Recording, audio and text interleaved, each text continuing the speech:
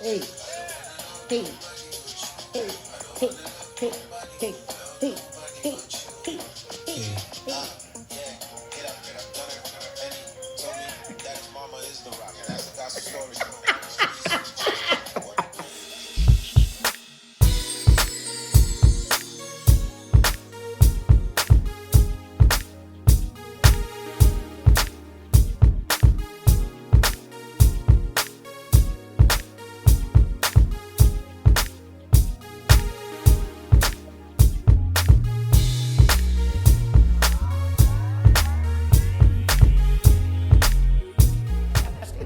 And then I had a problem with this when we first got married. Is that, of course, my tongue was not tamed, as y'all already know. I just said it earlier. And then I would throw little insults in the conversation. My tongue was a sword. It could sizzle. Like, Yeah. and was like, did you just say? I thought I taught you because I was the mean one for a while. Yeah, Lord. I taught Yeah, you. I yeah, taught Lord. you how to be quick with it. Like, okay, we roasting, okay. Okay. All right, you didn't have to say that about my teeth, but it's all good. So what does God say about it? It's so sweet. So Proverbs 12:16 says, "Losing your temper is foolish. Ignoring an insult is smart." Oh. That's hard though. That's hard. I'm from the old school where you roasted. I'm about to say something about your mama. I'm about to say something about those feet, those shoes you got on. What are those? I'm about to say that holy shirt you got on. Those ripped up jeans you got on. But I'm a Christian. I'm trying to be safe now. I'm going to ignore your little petty insult. No. It's hard. It is hard. But just try to make sure when you have the uncomfortable conversation, it doesn't lead to personal insults. I know it's hard. You might, especially when you're talking about baby mamas and baby daddies. Sometimes y'all gotta, y'all know things. Y'all got some soul tie that we can never get between. And you might know some things, but try to leave that stuff at the door and focus on the matter goal. at hand. Yes. Yeah, exactly. And then going back to the assumptions, those assumptions about a group of people can tend to be insults towards an individual that's a part of that group. Right. And, if you don't agree with them, or if that's not what you subscribe to, you don't throw these little insults, because that flames a fire. Yeah. And if that person's insecure, it makes them even more insecure. And you're feeding negative things into a person that has nothing to do with what's going on. Leave it alone. Right. Give it to God. Yeah. Give it to God. When you have a uncomfortable conversation, let's try to have a win-win solution. Let's try to find some kind of compromise. Yeah. Okay? Yeah. Philippians 2:4 says, "Care about them as much as you care about yourselves." And that's kind of like basic knowledge, but It's hard. But wait, people don't care about themselves. That's a whole nother conversation. Another video, yeah. You don't know your worth. You don't know your value. So you don't value the next person next to you or a group of people next to you. You don't see their value because you don't even see your own value. Yeah. Or you think your value is a priority over their values. Right. And you don't see how that you're putting yourself on a pedestal when you should be putting God on the pedestal. Mm-hmm. Just saying, that's a whole nother conversation for a whole nother day. But you get what I'm saying. Right. So you have to sometimes, if you don't have a win-win solution where you get what you want, the other person gets what they want, or the understanding of a situation is understood by the other group, that's a win-win situation. Right. But sometimes there's not.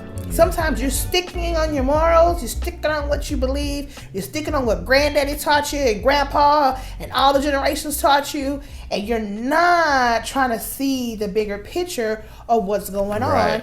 So when that happens, you have to come to a compromise. You have to be able to live in harmony, even though you might not agree with everything that is being done or everything that's being said. And so when that happens, the compromise happens. And a lot of the times, forgiveness is the key, because you've probably been hurt, they've probably been hurt, relationship, group of people, whatever, and you have to find a way to say, I forgive you. Yeah. I don't understand everything, but I hear you. Right. Maybe one day I'll understand, but right now I don't. At the end of that, that's that. Uh-huh. I always would tell William sometimes when we had arguments, we need to pray afterwards. Right. Because I want to make sure we seal it with God's approval, so that when we both leave the situation, we're both not still questioning each other's intent. Right. And if we both have a pure heart and hopefully have good intentions, that prayer solidifies the understanding or compromise. Right. And the prayer at the end is I think the people call it energy or vibes. Right. It does change the energy of the room. It changes, and you see the person in a different light, even though you might disagree. Right. You go, you know what? I don't agree, but you still a good person. Right. You still are valuable. You're not, you know what I mean? And that makes a big difference. Sometimes a compromise leads to that relationship is no more. That's why forgiveness is important in my point of view, because I need to be able to move on to the next relationship. Yeah. I need to be able to go on to my next friendship. Yeah. You know, you cannot let a past relationship, a past friendship, a past marriage, a past baby mama control your new destiny. You can't let that happen. You got to be able to move on. And so that if the compromise is, hey, we're not friends anymore, we're not lovers anymore, then I need to forgive you so I can move on to the next person, and I don't take what you did to me and poison my next relationships, right? Jesus said, don't judge others and God won't judge you. Don't be hard on others and God won't be hard on you. Forgive others and God will forgive you. Luke 6:37. I don't know about you, but I don't need God judging me. I don't need God being hard on me, and I don't need God. That's the biggest thing. I don't need God not forgiving me. No. All right. If anybody needs to forgive me, it's God. God forgive me. And he's like, no. I'm like, whoa,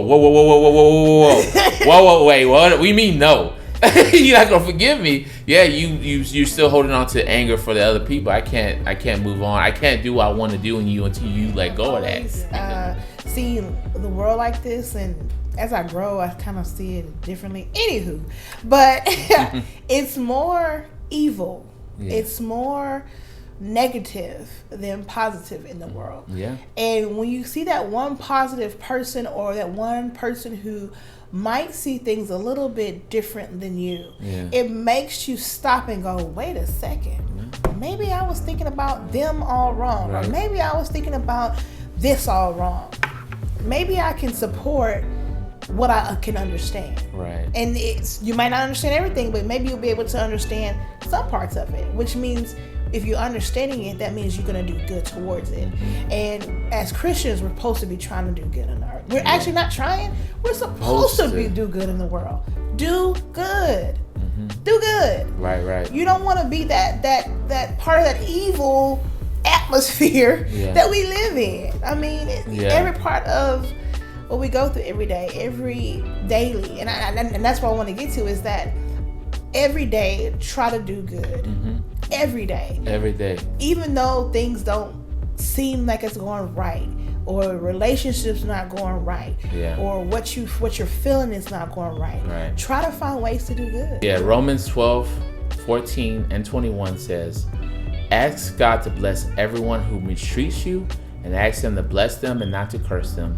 Don't let evil defeat you, but defeat evil with good. You're like, all right, so you're saying forget them, but they're still doing some foul stuff, Pleasant. What I'm supposed to do? That's you still see God. God said he's going to fight your battles. He's going to take care of you. Yeah. I know it's hard. You got, knocking, Keisha, go I want to see my son. Or you got that boss just in your head, just won't leave you alone. Or the wife and y'all can't find that compromise. God will fight the battle. Romans 12:19 said, dear friends, don't try to get even. Let God take revenge. In the scriptures, the Lord says, I'm the one to take revenge and pay them back. It's hard. It's hard. We're humans with flesh. We want to go in there. It's like, oh, you took my stapler. I'm going to go grab, we go and key their car. I'm like, what? Hey, what? A tit for That's tat. not the same thing. A tit for tat. Tit for tat. That's what you're doing. Tit for tat. But let God take control. like, you know, many times I got home and I'm just like, baby, I need you right now. I need you to hold my hand. And when the conflict or when the uncomfortable conversation that you had good intentions for, hopefully coming out of a win-win with, and it doesn't end in a positive note, then that's when you really have to separate yourself and give it to God. Yeah. And ask God to heal the situation, heal your body, heal your mind from the situation, yes, or a group of people, and ask Him to show you the good. I know from my experience, recently I've been having a struggle with people that don't agree with me on some issues, and I'm like, how can you not see people are hurting? How can you not see? How can you just be okay with people hurting? And you're supposed to be a Christian, and I that just tears me up inside, and I don't understand that. I just don't get it. And you know, God's like, it's not for you to get, it's for you to trust in me. Mm-hmm. And this week alone, He's shown me through people that I assumed, you heard me, assumed thought a certain way, and that person showed me completely different. As a matter of fact, they showed me more compassion than I have shown towards that issue or towards that conflict. And that person just speaking to me, and she never realized what she was saying, what she was doing, but I was just like, God is using you right now because you're helping my mind see these group of people in a different way. And I'm like, I really have to trust in God, like, because He's showing me, like, you just trust in me. It's okay. We all are unique. God uniquely made each one of us. We are not supposed to agree because we're all different. No, we're all different. It'd be boring if we're all the same. Very boring. We'd be like robots, you know. And so no point. It's no point. Yeah. So in that uniqueness, that's why I said an imperfect love, because we're not perfect. We're all imperfect people trying to make it through this world, and of course we're pleasant love. So it just it flows so well. If you want to stay where you're at, then forget everything we said. But if you want to go ahead and, you know, meld those relationships, meld the broken heart, you know, take some time, mark your calendar, do a voice memo, whatever you got to do. Like, hey, we need to have a conversation. So, and I know it's hard, but it's not easy. But go back, rewind the video, start over, start with peace of understanding, all the way to asking God for forgiveness. And y'all will all get through it. So I hope you guys enjoyed this. It was a journey for us, and we enjoyed it. So I hope you guys have a great day. Yes. If you're watching this in the morning, of course have a great day. If you're going to sleep, have a good night. We'll see you on the next video. We love you. Bye.